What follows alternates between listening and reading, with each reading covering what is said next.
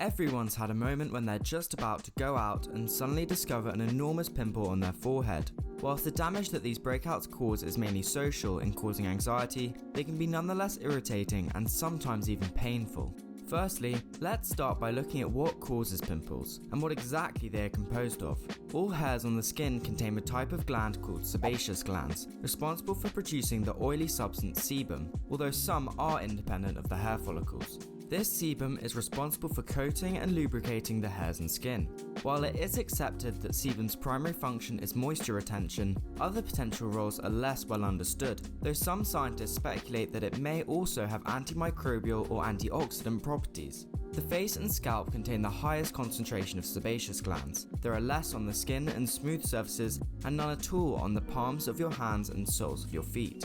Glands in hairless areas include the eyelids, nose, male and female genitalia, nipples, and cheeks.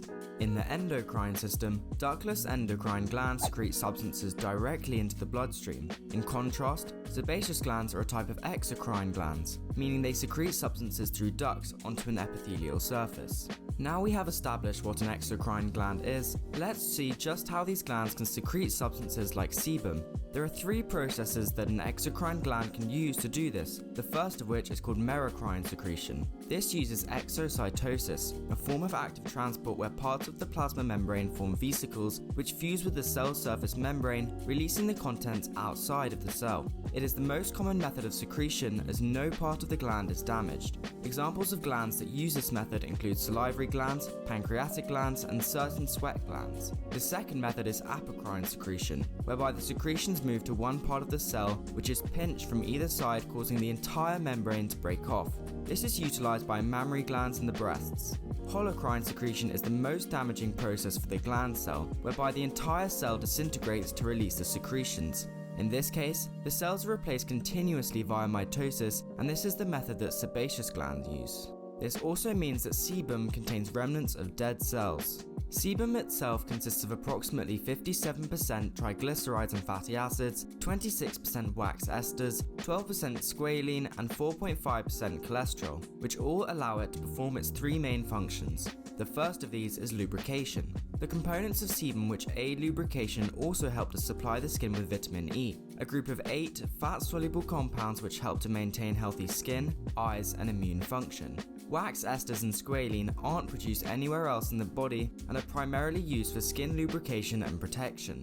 The second and perhaps more obscure function of sebum is an immune one. The sebaceous glands also produce small amounts of sapienic acid, which is also unique to sebum, contributes to acne, and makes up the acid mantle on the skin when mixed with sweat. The acid mantle is a fine, slightly acidic barrier on the skin which protects against bacteria, viruses, and other potentially harmful chemicals. It will also neutralize alkaline contaminants before they can cause harm to the underlying tissue.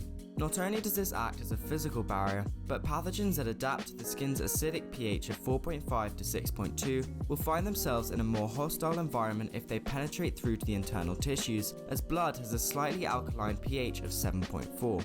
Finally, sebum also has thermoregulatory properties, as in hot conditions it delays dehydration, whereas in cold conditions, more lipids, which are hydrophobic, are produced to repel rain. As with every other secretory process that occurs within the body, sebum production is strictly controlled and regulated by a series of chemicals. The most prominent of these are sex steroids such as androgens, estrogens, and progestogens.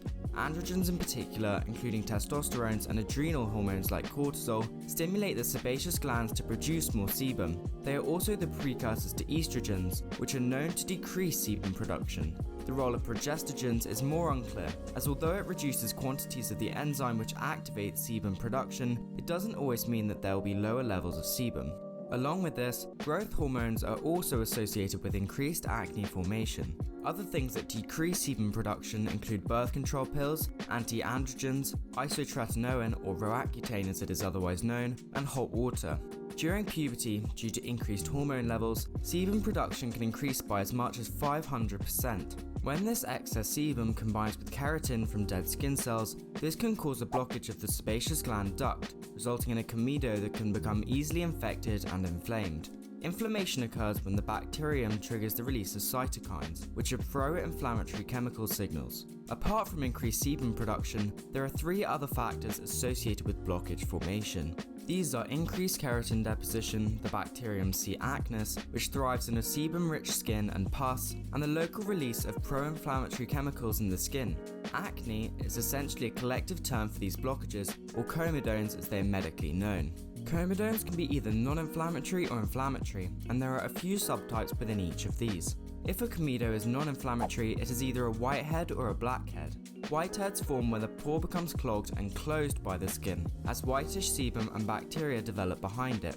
Blackheads, however, when the pore becomes clogged but remains open as the skin ruptures, and the melanin within the buildup oxidizes and turns black, which is visible at the surface. Inflammatory comedones are usually more painful and associated with worse acne.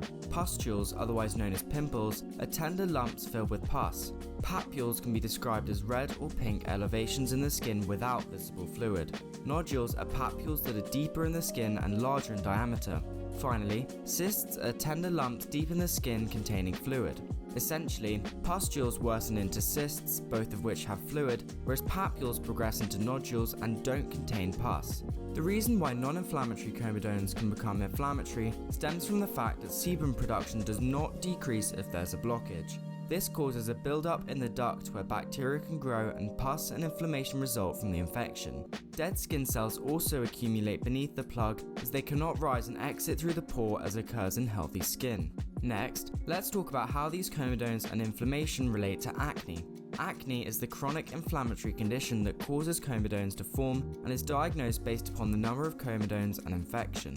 Acne affects an estimated 80 to 90% of teenagers and can cause profound social or anxiety issues. Its diagnosis is based on clinical interpretation by a dermatologist and classified into mild, moderate, and severe acne. Mild acne, which is what most teenagers experience, involves non-inflammatory comedones limited to the face. Moderate acne consists of inflammatory papules and pustules that occur on the face and trunk of the body. Finally, there is severe acne, where there are nodules and extensive comedones present both on the face and trunk of the body.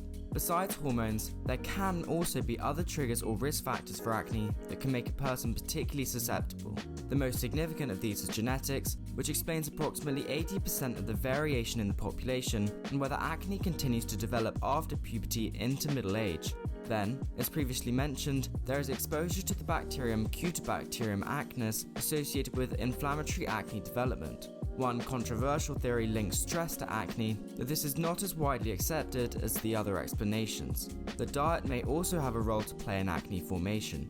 Although the evidence for a link between diet and acne isn't definitive, it has been suggested that reduced sugar in the diet is effective in reducing acne, and dairy milk consumption may increase the frequency and severity of acne due to containing the precursors for certain androgens. When acne causes extensive inflammation in the dermis, this can lead to abnormal healing and scar formation, depending on the collagen levels at the affected site.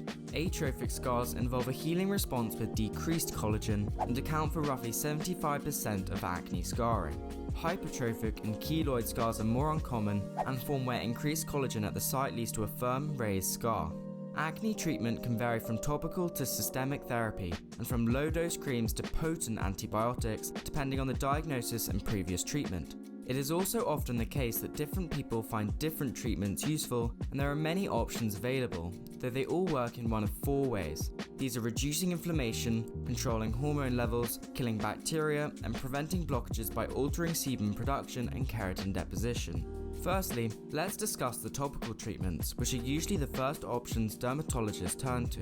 One of these is benzoyl peroxide, which kills bacteria by forming oxygen-free radicals, and benzoic acid, which interfere with its ability to metabolize and produce proteins, as well as inhibiting inflammation. Topical retinoids are reasonably common and widespread anti-inflammatories, which also decrease sebum production and prevent skin cell accumulation. Topical antibiotics may be needed to avoid infection and for use following inflammation, an example including clindamycin. For maintaining balanced hormone levels, topical anti-androgens can be used, such as clascoterone, which is currently in late stages of development without any associated anti-androgenic effects. However, this class of drugs is rarely used for this purpose due to their side effects. Azelaic acid reduces skin cell accumulation and bacterial inflammation, along with salicylic acid, which encourages pores to open and shed skin cells, while itself possessing antibacterial properties. It is important to note that a combination of these drugs may be used, such as Treclin, consisting of the retinoid tretinoin and antibiotic clindamycin. When topical therapies are ineffective, systemic medications may be required, though obviously these have a greater risk of side effects due to their impact on the whole body. These may include systemic antibiotics, anti-inflammatories, or systemic anti-androgens such as birth control pills, the last of these more commonly used in women.